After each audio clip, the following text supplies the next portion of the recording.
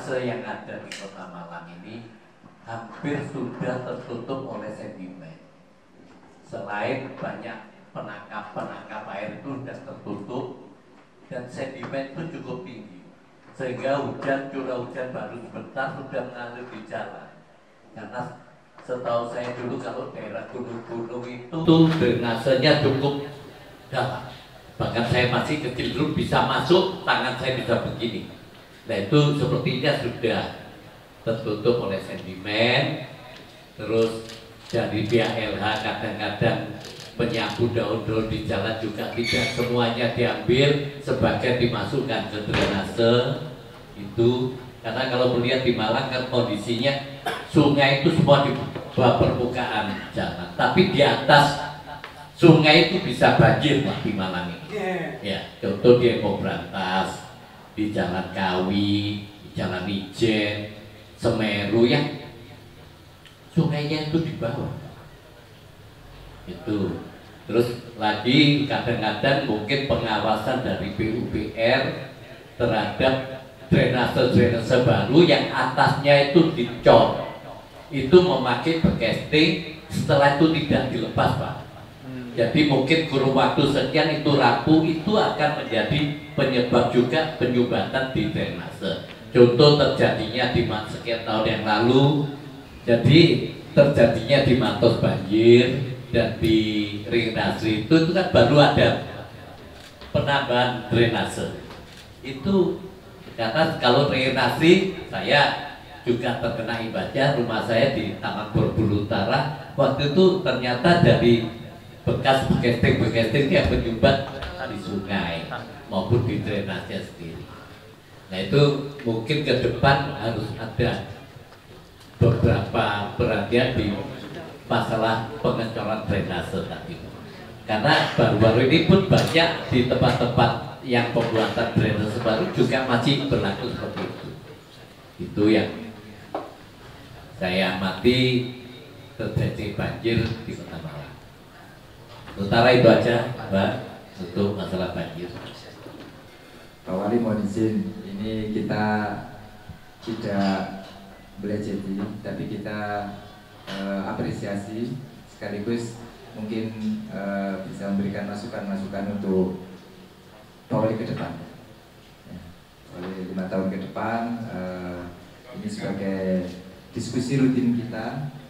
Karena Malang Posko Media juga punya kewajiban untuk membantu Pemkot Malang dan juga Pemda di Malang Raya untuk memberikan bahasan-bahasan kritis. Ini langsung ini spesial ini wartawan ini jodohnya Pak Wali ini satu-satunya ini yang melekat gitu. Melekat. Dan saya berterima kasih sekali Malang Posko. Pak Wali ini tipikal orang yang menurut saya 5 tahun ini menjadi lebih humble. Iya, lebih humble. Gak pernah kelihatan sama sekali marahnya ke Malang Posko Media ini gak pernah. Soalnya saya gak pernah tahu Mas Pandri itu di telepon langsung di hadapan saya, gak pernah. Kalau sebelumnya 1 kali Pak. Dan gak pernah telepon saya. Oke. Ke Dewan. Ya, ke Dewan. Oke, mudah-mudahan ini nanti menjadi diskusi yang menarik. Nah, Pak Wali nanti endingnya saja. Ya, Pak Wali nanti endingnya. Biar nggak pulang. Nanti kalau diberi kesempatan nanti langsung ini ya. Kesempatan kedua saya berikan ke ya ini karena ada yang lebih lebih sepuh ya saya yang muda-muda. Enak Mas. Nanti kalau Pak Darno sama Pak Musrik nanti belakangan ya. Yang sepuh dulu. Nanti khawatirnya kalau yang muda dulu semangat nanti yang belakangnya nanti habis dulu. Pak Bambang, monggo Pak Bambang. Ya. Yang saya hormati Pak Wali, Pak Budi dan Mas Wahid, Pak Komisaris yang saya hormati. Kalau ada undangan dari Malang Posko Media atau dulu Malang Pos, bagi saya itu hukumnya wajib untuk hadir. Karena tanpa Malang Pos tidak akan lahir Linto Kokri. sejak hari pertama, dan wartawannya juga tetap ada. Bisa ajak kemana-mana, sampai ke Guangzhou ya, kemana-mana. Jadi saksinya ada.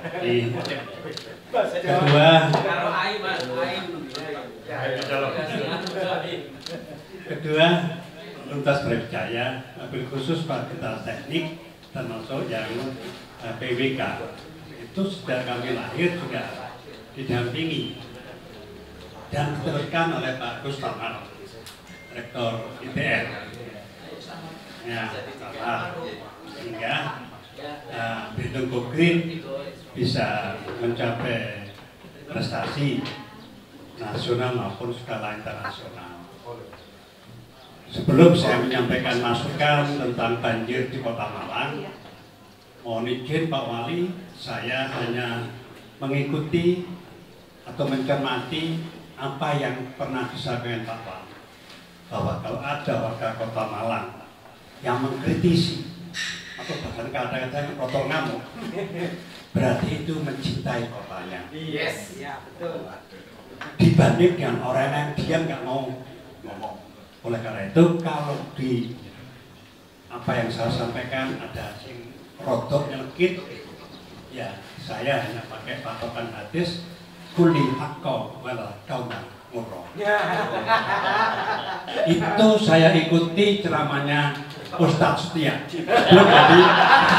sebelum jadi wakil wali kota.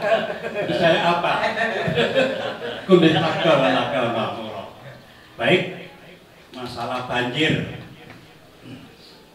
selama ini, mohon maaf, penanganannya sama sekali tidak holistik dan tidak sistematis. Roadmap menghadapi banjir,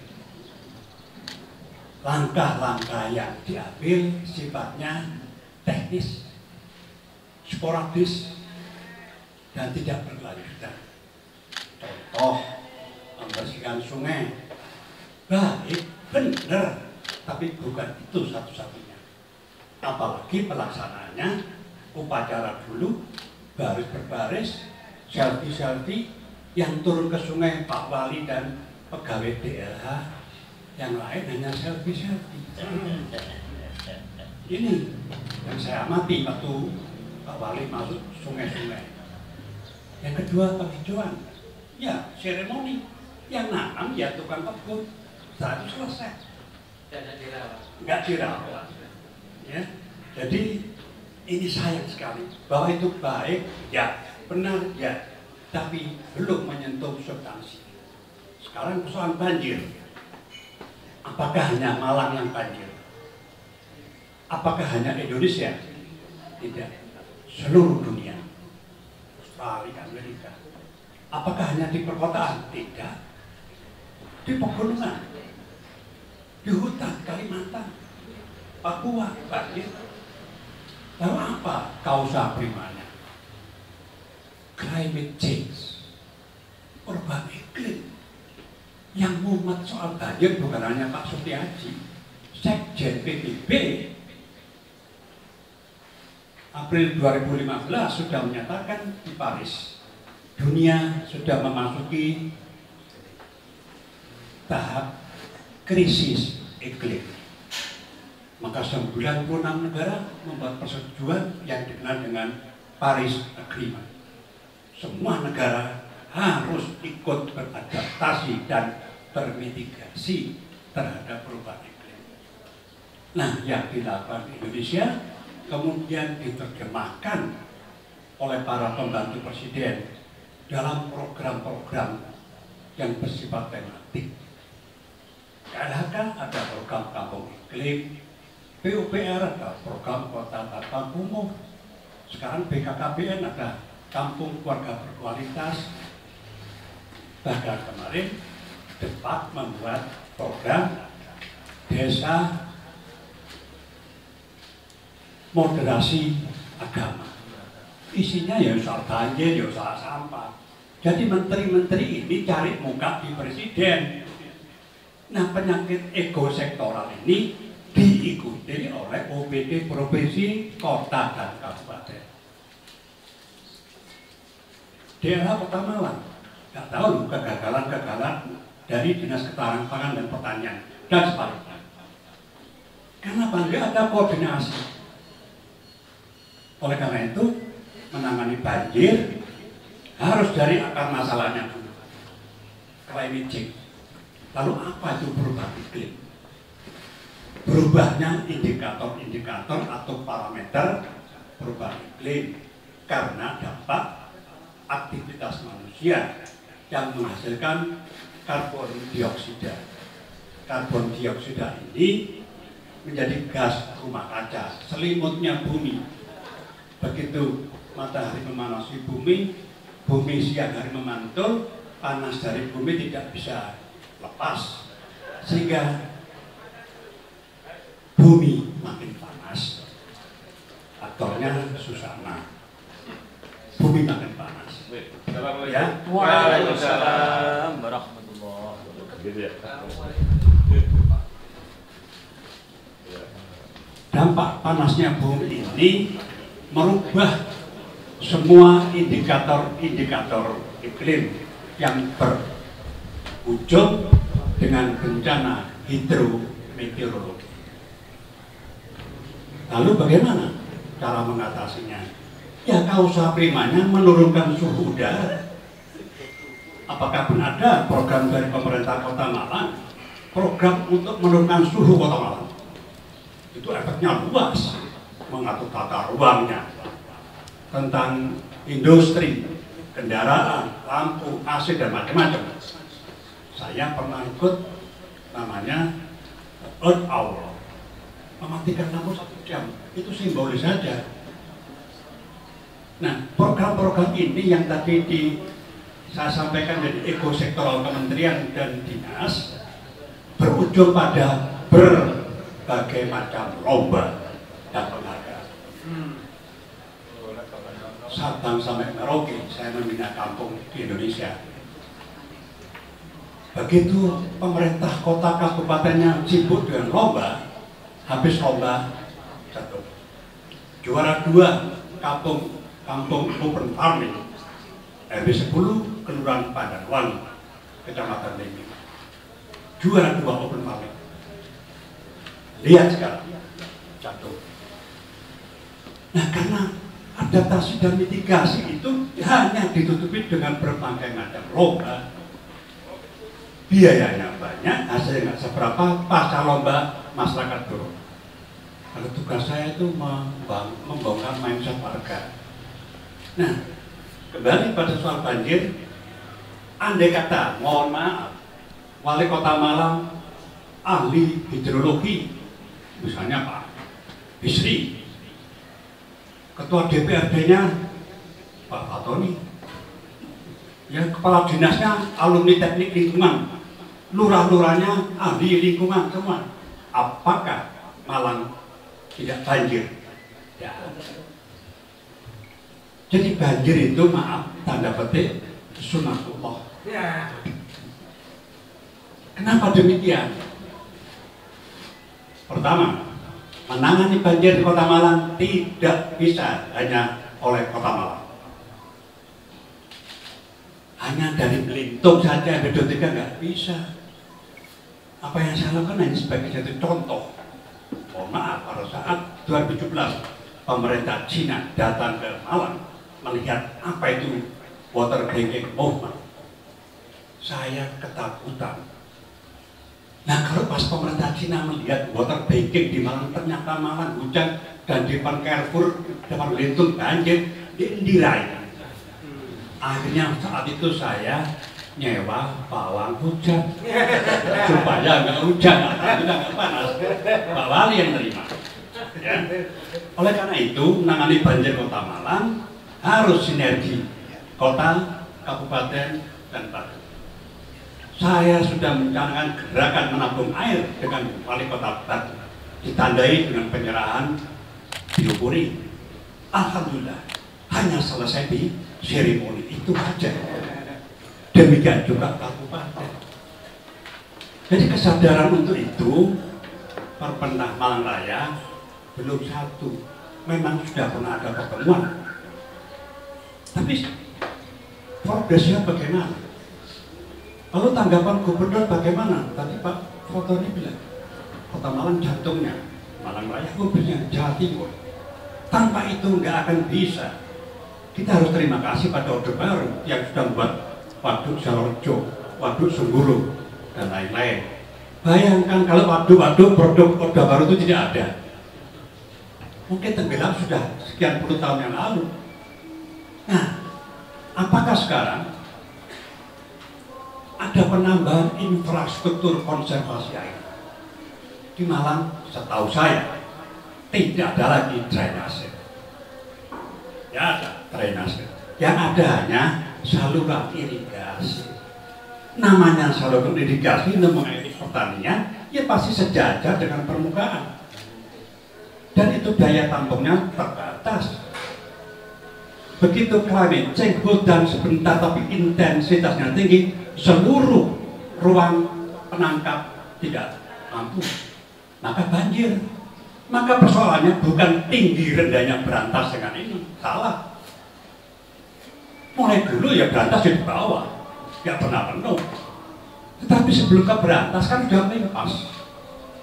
Oleh karena itu, saran saya yang pertama, pemerintah kota dan DPR harus ketat di dalam membuat tata ruang. Yang selama ini, mohon maaf, banyak pelanggaran tata ruang. Walaupun itu hak miliknya warga, terus dibangun padahal tata ruangnya untuk ruang terbuka, tapi ya bangunan berdiri saja.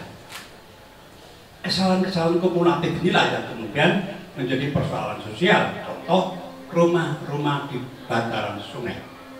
Sulit Pak Wali. DPR mau membersihkan bantaran sungai, gejolak sosial. Ini kesalahan akumulatif, bukan hanya Pak Sutiaji. Wali kota sebelumnya dan DPRD sebelumnya membiarkan itu. Bahkan jadi objek wisata kan. Ini juga Perda Tata Ruang. Kemudian penegakan hukum terhadap pelanggaran tata ruang. Maaf, 2016 saya terpilih sebagai inovator di Guangzhou soal water drinking water. Setelah itu Pak Wali, banyak rumah sakit datang ke rumah, pesan suruh buatkan sumur sapang. Ya, rumah sakit Tangkuban Perahu banyak. Bagi saya alhamdulillah warga kampung ada garapan. Saya tanya kenapa kok murong-murong bikin sumur sapang? Disidak oleh Satpol PP kok nggak ada sumur sapang. Oke, udah janjian satu persatu nggak ada yang jadi pesan. Saya tanya kenapa? Sudah nggak disidak lagi oleh Satpol PP. Ini contoh, itu sudah 10 tahun yang lalu, ya. Jadi penegakan hukum harus ditegaskan dan taat asas tata ruang. Cukup Pak, jangan dihabisin semua nanti biar kebagian. Oh gitu ya, ini masih 25%. Nah, makanya itu. Oke, saya pikir sudah sangat panjang karena kesepakatannya tadi 10 menit ya, nanti yang lainnya ini Pak Wali juga nanti sama Pak Madi. Selamat datang Pak Madi, Bupati dari Kota Malang di diskusi sore hari ini. Ya, saya menggarisbawahi tadi itu bahwa banjir ternyata sunatullah yang menjadi pekerjaan mungkin terus menerus karena perubahan iklim, ya, perubahan iklim. Jadi bukan pada pejabatnya atau tata kelolanya dan lain sebagainya, tetapi banjir menjadi satu persoalan yang berkesinambungan yang harus dikerjakan secara bersama-sama. Saya menggarisbawahi Pak Bambang ini tadi mengkritisi tapi juga tidak menyalahkan, bijak. Bijak. Rekomendasinya nanti bisa diterusin Pak. Monggo selanjutnya saya serahkan ke ini Pak Darno Pak Muslim ini. Pak Darno dulu lah, Pak Darno. Dan itu pemerintah itu, apakah itu eksekutif maupun legislatif, itu bagaikan ikan di dalam akuarium. Akuarium ini adalah regulasinya. Kalau dia keluar ya sekolah di Lowaru atau di Medai. Poinnya di situ. Tetapi bagaimana pelayanan publik ini mampu untuk menjadi pengungkit kesejahteraan masyarakat? Karena tujuan adanya pemerintah itu adalah untuk meningkatkan kesejahteraan. Endingnya kebahagiaan masyarakat. Sekarang indikator negara maju bukan lagi dari negara itu sejahtera ataukah tidak, tetapi bahagia ataukah tidak. Nah, apa yang telah dipaparkan oleh Pak Bukti, apa yang dipaparkan oleh Pak Wahid dan lain sebagainya ini adalah dinamika untuk menuju itu, dinamika untuk menuju kebahagiaan publik, kebahagiaan masyarakat. Apa saja yang harus dilakukan? Makanya Pak Moderator, mengapa dulu, mohon maaf Pak Wali, saya dan kawan-kawan menggalang koin untuk jalan berlubang, ya ini membantu masyarakat agar mobilitas dalam beraktivitas di dalam kota, karena ruang lingkupnya cuma kecil, jalan berlubang banyak cerita, banyak pengaduan masyarakat terjatuh. Kita menggalang koin untuk membeli aspal dan memprioritaskan jalan Kahuripan waktu itu yang banyak berlubang, agar pemimpin kita kalau ke kantor itu tidak terjatuh, luka, nanti pelayanan publiknya ya repot nanti memberikan pelayanan ke masyarakat. Saya sepakat dengan Pak Bambang tentang bagaimana masyarakat ini sejahtera.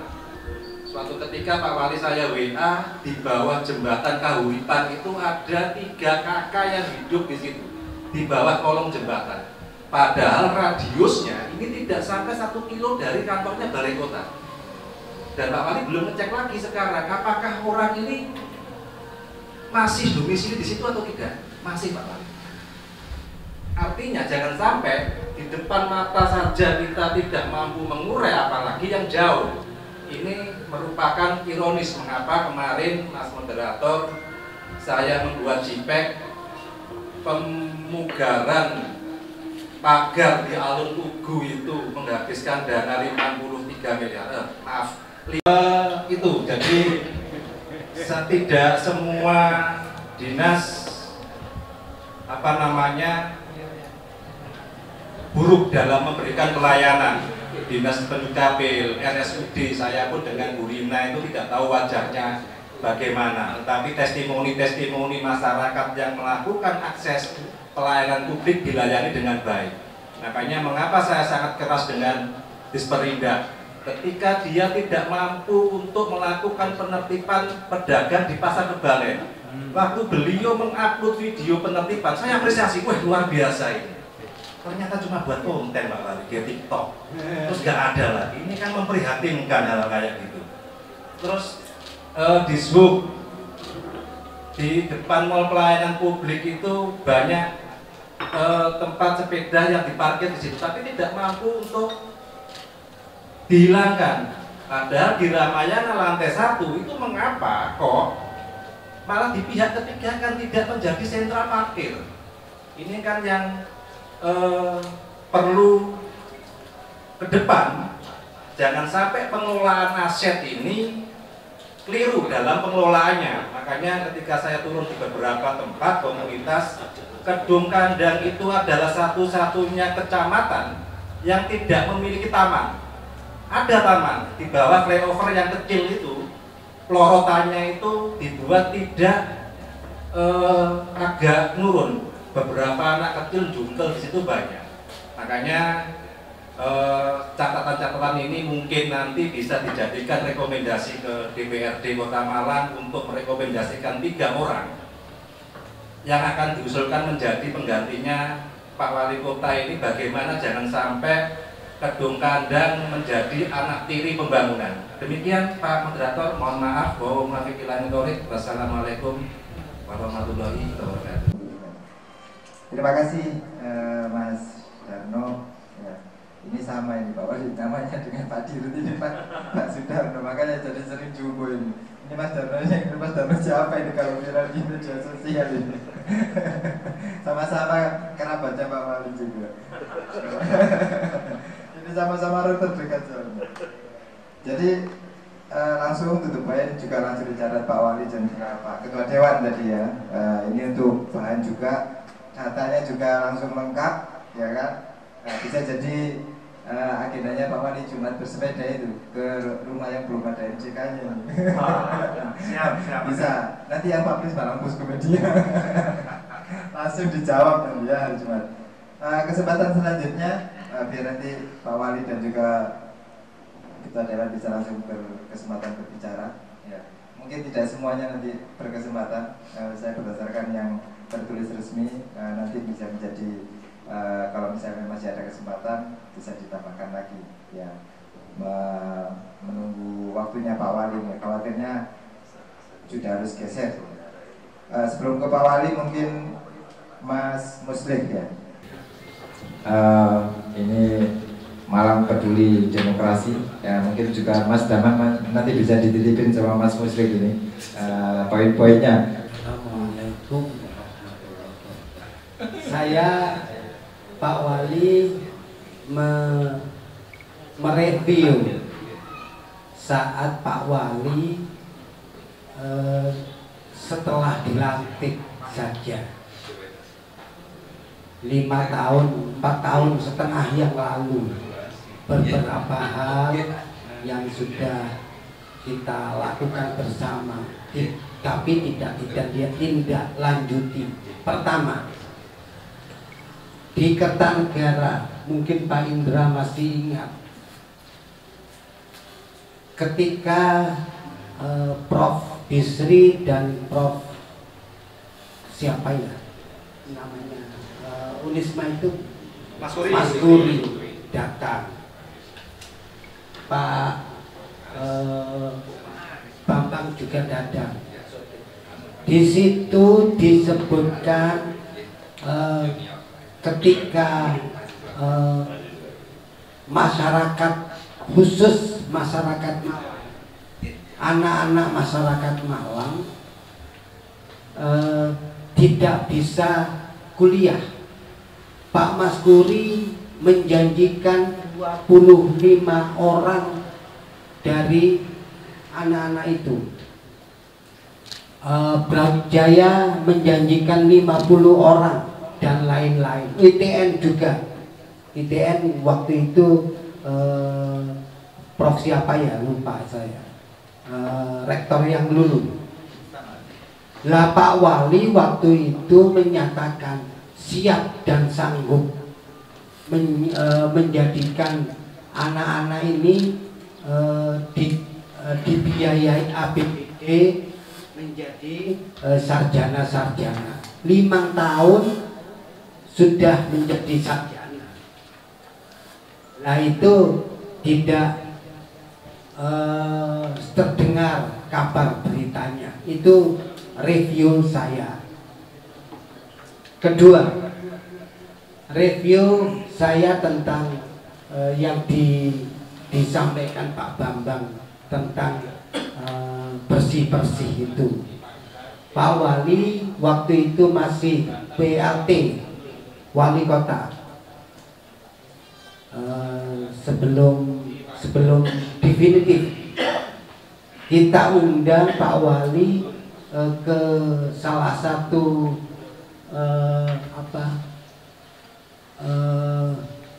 sungai. Pak Wali malah saya carankan nyeblong kali. Saat itu Pak Wali bersedia nyeblong kali. Lah harapan saya Pak Wali mengajak RT RW, lurah-lurah dan camat melakukan hal yang sama, tidak nyemplung kali tapi melakukan hal yang sama terhadap itu semua. Itu tidak dilakukan. Ketiga, review lagi tentang pemadam kebakaran Pak Wali. Saat itu di rumah makan Kertanegara juga Pak Wali sanggup memodernisasi alat pemadam kebakaran.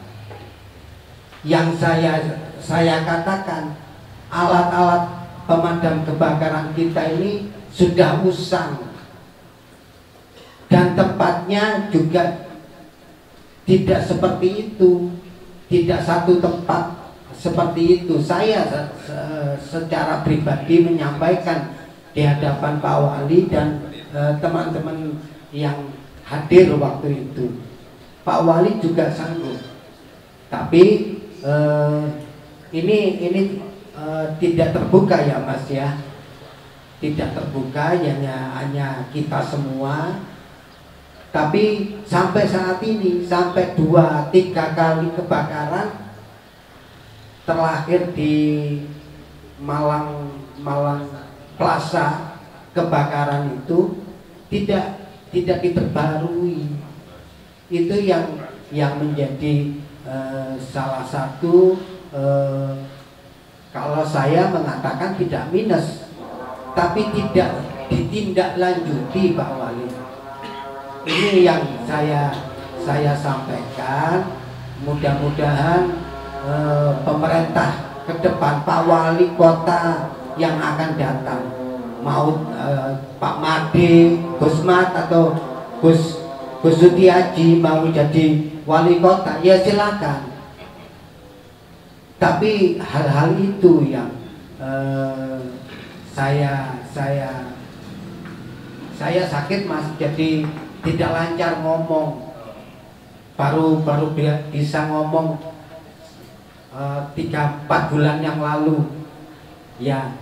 Jadi saya tidak lancar ngomong, tidak seperti dulu mulai dicekeli mic ngomong akeh. Sekarang sudah tidak bisa ngomong, tidak lancar, sudah tidak lancar. belum lancar iya. Terima kasih Pak Wali sudah mendengarkan saya. Demikian Mas, 5 menit 10 menit sudah ya, ditambahi Pak Mbak, cukup dulu ya Pak Imam ya, Pak Imam nanti biar gantian. Nanti kalau masih ada waktu nanti Mas Daman bisa di ya. Terima kasih Mas Imam Muslik, baru sakit aja masih mau hadir, terus masih memberikan review, minimal ada tiga tadi itu. Saya mencatat dari awal tadi sudah hampir ada minimal 5 poin. Ada tata ruang, terus kemudian ada banjir, terus kemudian ada persoalan lingkungan. Yang mungkin menarik adalah bagaimana cara menurunkan suhu Kota Malang, yang salah satunya sudah dilakukan di LH dengan uji emisi. Mungkin editorialnya Malang Posko Media hari ini juga mendorong semua uji emisi itu dilakukan secara sinergi berkala, tidak hanya 3.000 kendaraan karena jumlahnya sudah jutaan di Malang. Jadi pelayanan publik yang membahagiakan, itu tadi yang saya catat menarik itu, pelayanan publik yang membahagiakan masyarakat. Terus kemudian Pak Imam Muslik menambahi pendidikan, ya kan. Terus lingkungan tadi dari Pak Bambang, banjir juga dari Pak Heritage tadi, bagaimana merawat Kota Malang ini tetap menjadi primadona. Ini selamat datang Pak Juniardi. Karena posisinya banyak, makanya saya harus butuh ini Pak Juniardi itu sebagai apa ini? Motivator apa ini ya? Wakil Ketua Organda Kota Malang ya, atas ininya. Terus kemudian Pak Muzaki. Nah, itu. Ini yang harus jelas ini keberadaannya beliau ini sebagai apa ini. Makanya saya minta catatan ini tadi. Terus kemudian Pak Muzaki, ya ini. Nah, ini saya juga ini Pak. Ini senior wartawan ini yang jadi dosen ya, akademisi ya kan, UB ya. Ya itu. Monggo Pak Junardi 10 menit ya. Nanti kalau itu habis itu Pak Wali, nah kalau Pak Wali geser nanti bisa kita lanjut bersama ya. Monggo Pak Junardi. Assalamualaikum warahmatullahi wabarakatuh. Waalaikumsalam. Alhamdulillah wal syukurillah, la haula wala quwata illa billahil aliyil azim. pemikiran kita, cara pandang kita bisa membuat suatu perubahan 5 tahun pembangunan Kota Malang menjadi lebih baik. Karena saya mengamati bahwa ya inti dasar daripada pembangunan kota ya di mana-mana selalu, terutama di Kota Malang itu satu, BSN, bukan bank syariah mandiri, bukan ya. BSN ini selalu terjadi. Apa itu? Banjir, sampah, macet. Nah, jadi inilah nanti yang satu persatu harus kita predeli, tentunya melalui ya kalau kita bicara tentang masalah manajemen, Henry Fayol sebagai bapak manajemen, hanya PUAC itu sebagai dasarnya, ya planningnya kan sudah ada di dalam RPJD dan sebagainya. Planning sudah dibuat.